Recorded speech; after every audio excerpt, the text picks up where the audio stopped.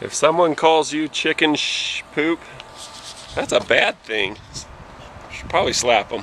I'm going to show you my towing setup. I've tried a bunch of different stuff, including tow dollies, and they just did not do. I had all kinds of incidents where the vehicle I was towing, the two wheels on the ground, locked up, went flat, were out of alignment, and did other things and about made me get in a wreck. So I decided to go with a trailer where I can have good tires, good bearings, and just known quantities that'll work. What I did is I took a winch and mounted into a receiver, and then I welded in a thing, and then I have a locking pin that locks it to the trailer, and then I've got a battery box with, you know, like an emergency vest and gloves and whatnot. So anyway, that's how that works. When you're towing cars, all cars have little anchor points. See, like this one, where they're tied down for shipping. That one specifically is right there where they tie them onto the shipping truck. And then I use a tow strap. This one's due to be replaced. You tow people and they run over the strap, you know, and that's the other thing why it's nice to have a trailer. But see, you've got little anchor points on each side, and you can see the strap on the other side. So it's tied down so it doesn't go forward. You can just put it in park with the e-brake on and they don't go anywhere. But I like to do this and play it safe. So that's what I've got going on there. And then as far as the ramps for this, the ramps that came with this trailer, they have these fancy little things where you can slide them in there and have them go a little bit, but they don't go the full width of the trailer. And they're just, you know, every time you go to get out on the side of the road, there'll be like a concrete barrier on the side of the freeway, and I can't get my ramps out, and I'm just like, forget it. So what do? I just have them on the top. Eventually I'm going to cut holes in this with my plasma cutter and move those so that they're in place here, but in the meantime, I just go like this. And the other thing is putting them in sideways. The way that they came, this is a PJ trailer by the way, but the way that these critters came is they were too short. They used to stop here, you can see the weld mark. And so the way it was, when you go to pull a car up, you know, between the spots that go clunk, it's like a parking chalk on each one. It was really hard to get the cars to winch up. So I put the expanded metal on, and then you'll notice that this is different than these. You know, I just made it longer because if you're towing a BMW or a Corvette or something, you need to have more angle. So otherwise it would be too steep and you'd hit the bumper, and then coming up, you'd get over this and scrape the belly on the top. So this is a lot better way to do it. The way to do it real good is just have them to be flip up, but they're so long, so you want to have them go into the trailer. I'll have to do that as a project later, but later might mean next summer. It might be a while. Anyway, this system, like I say, I've been doing this for quite some time now, and I've really liked it. It's been great. And the other thing with these were floppy. I mean, they were just hanging off to the side, they'd rattle. So I welded in some angle iron, and see how this makes a box? Like, I really like what I did with that. Never seen anybody do that before, but I made them so that they're box, and it just makes it way stronger. So now, not only do they not wiggle and vibrate, you can walk on them, and it's, you know, no big deal getting in and out of the car. And they're low enough that you can open the door on most cars. So, anyway, I think what I'll do, got a little Hornet here. Hornets are the coolest looking things, but I've been stung by more than my fair share. Seems like they're always getting in cars and able and get it loaded nice.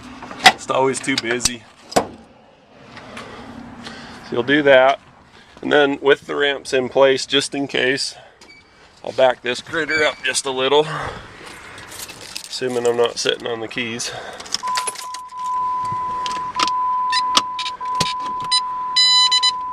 Yeah, I don't need to hear that. So I'll back it up a little, put it in park, e-brake on, and then head back here. Remember these, we want to unhook these. What I'll do is I'll just put them in through like that, and then that holds them in place. Do the same on the other side. You got jacks, you can drop those if you're doing something real heavy. But as beefy as my receiver is, it's not a big thing to just leave it the way it is. Plus this is just a little guy.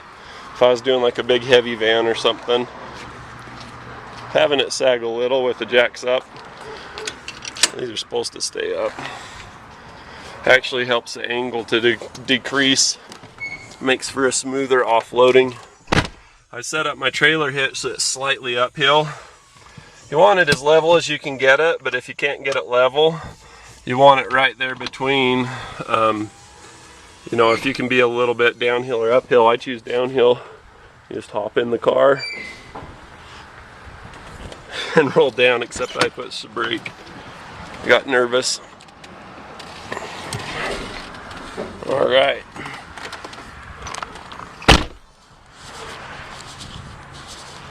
Show you like this.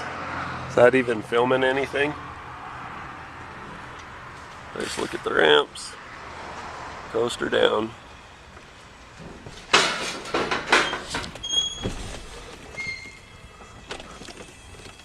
So then I'll pull that up into the backyard, lock it up, and push the Jeep into the garage. Oh, and the truck, do you see all my lights going nuts?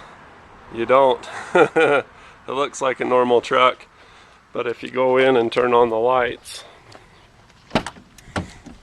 so you got your window lights, you got your white lights, and your hazards.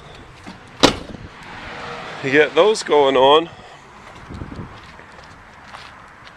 and now you got your highway lights. You can see, you know, like if you're oncoming traffic and you're close enough that it matters, they show up pretty good. That's not too bad. They're flashy.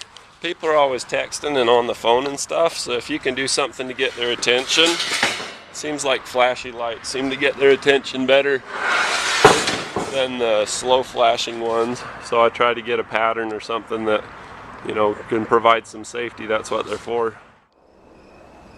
And here's what they look like at night, but this is kind of a crappy representation because it just glows it all out. You can't really see it sharp. I got them in the front for if you have to pull over on the wrong side to help somebody.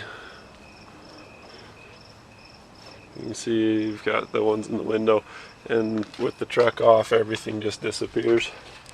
This is the front. You just got white and amber. That's all you can have in the front. So that makes people look up from their cell phone for a minute and miss, hopefully. If they're drunk, it just makes you hit.